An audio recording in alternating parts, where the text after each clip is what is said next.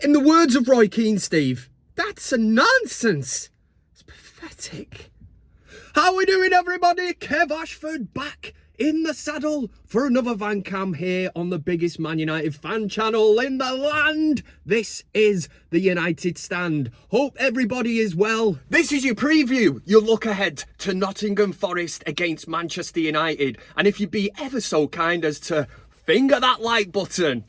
We'll have plenty to discuss in this 10-minute preview. Obviously, we will look at Nottingham Forest. We'll look at the player to fear from them. I'll pick one out, one to watch from Manchester United. But based on looking back at a terrible weekend for Manchester United, the results against Fulham, obviously, you look at it and you think, are we going in with any kind of confidence? Oh, especially with the Manchester derby at the weekend as well. It's such a huge pivotal game for Erik ten Hag, and they do say this old saying, you know, there is no smoke without fire. And this week the vultures are circling around Old Trafford. A lot of stories coming out. You don't know whether this is just the media trying to spin it, everybody's trying to get ahead of the game and try to guess or whatever. The signs are that it's coming out that Ineos do not favour Ten Hag as the manager of Manchester United, and they might look to make a change before the end of the season, or they might give him until the end of the season, which is what I would do. You've got to give the man time. I've said so many times, you know, he has not had his strongest starting 11, and injuries, Nottingham Forest coming up in the FA Cup, injuries have struck again. Obviously for the last game, Rasmus Højlund ruled out. We already knew that Martinez was ruled out. Casemiro come off at half-time against Fulham with a cut to the head. One thing that Erik ten Hag has said in his press conference for this match is that Casemiro does return. So that is a positive, but it also, you know, you could have an argument at the moment. I think some fans are quite divided on Casemiro and what he's actually bringing to this team. I think a few people have noticed that he certainly, once he's out of that team, it takes him a hell of a lot of time to come back into it. You know, he looks a bit leggy. Is that the word? That's what they use in the industry. Looks a bit leggy. You know, he's not getting around the field, but has he ever been like that for Manchester United? You know, players like him and Martinez were absolutely pivotal last year, which was a brilliant season for United to finish in the top four, to make 2 cup finals, obviously win one of them, the Carabao Cup, was a huge thing for Man United. But the usual suspects are injured. Martial, Mason Mount, who's he? Yeah, Mason Mount. We signed him apparently from Chelsea. Yeah, he's still injured. Yeah, so you got Martial, Mount. We know about Martinez. Luke Shaw is a huge miss as well. We got Malacia missing, and it brings up this conundrum at left back. Oh God, Victor Lindelof. I mean, God love him. You know, I'm not singling him out. He's just not a left back. You know, it'd be like asking Casemiro to, I don't know, play out on the left wing. You know, it's just not going to be effective. And yes, he can defend, but there's so much now these days, you know, with these left and right back role, they're in effect wingers who defend, and they're able to get forward, also get back, especially if you've got a proper decent left or a right back. You know, that's up for debate at Manchester United. But for me, when you try to replace Luke Shaw with a player like Victor Lindelof, you know, you're setting yourself up for disaster. Number 3, Man United will miss Rasmus Højlund absolutely big time. And this was clearly evident against Fulham, where Ten Hag chose to go with Marcus Rashford up top. Some people will say, well, listen, you know, who can you play in that role at this moment in time? There was some talk in the last VanCam. I was mentioning maybe McTominay, maybe Bruno in the false 9, try and mix it up that way. He went with Rashford, it didn't work. But just Højlund sets the press, always tenacious, chasing down lost causes. We missed that big time against Fulham. Number 2, Bruno Fernandes cannot be immune from criticism. I think a lot of fans have kind of started to pick up on this recently. And yes, you can argue and say, you know, the rest of the team haven't been playing that well. What Manchester United have been doing, and there's a song by the Manchester band James, Getting Away With It, all messed up. And for me, that tells you, that sums Manchester United up this season in one song. We have been getting away with it, and that's why against Fulham it wasn't a huge surprise that we lost, because it's been fine margins, we've scored late goals, and sometimes you kind of come away from the game thinking we didn't really deserve it. But of course, as supporters, we will take it. But Bruno Fernandes, whether you like it or not, has not been good this season. Some people argue he's not been good for a few seasons, tends to lose the ball a hell of a lot. And some people have looked at that and gone, I think even I, have been guilty of this in the past, where I look and I go, all right, Bruno, what he's trying to do is thread passes through and that, but sometimes it just seems like the easy things, trying to keep hold of the ball, it's not working for him, and he is the captain of this team. When you look against a team like Fulham, who beat us at the weekend, you've got to question the captain, and you look at that, he's supposed to be the leader of this team, the conductor of the orchestra, and he should be dictating, talking to players, screaming instructions. But typical Bruno, which is what he has been recently, is basically like watching a headless chicken running around the pitch.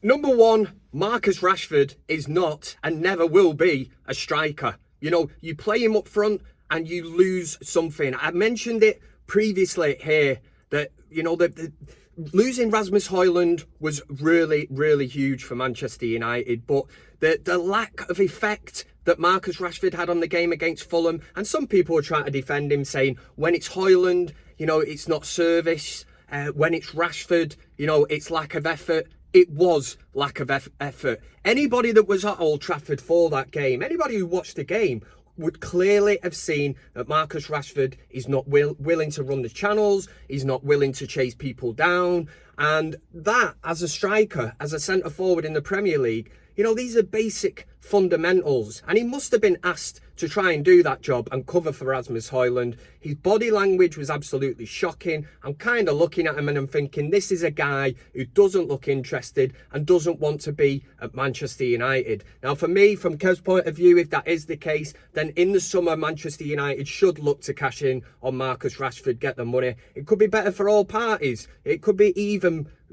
just as great for Marcus Rashford from a personal point of view. If he can get a move, different country maybe, try something different, he might resurrect the old fire in his belly that maybe he had a few years ago. But at this moment in time, Marcus Rashford, certainly as a striker at Manchester United, his all-round demeanour, body language, it isn't great. And I think this is something that's infectious, and it certainly rubs off on other players in the squad.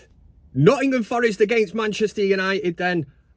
My player to fear from Nottingham Forest. Obviously, there's a few of them. They have caused us problems previously this season when we played them.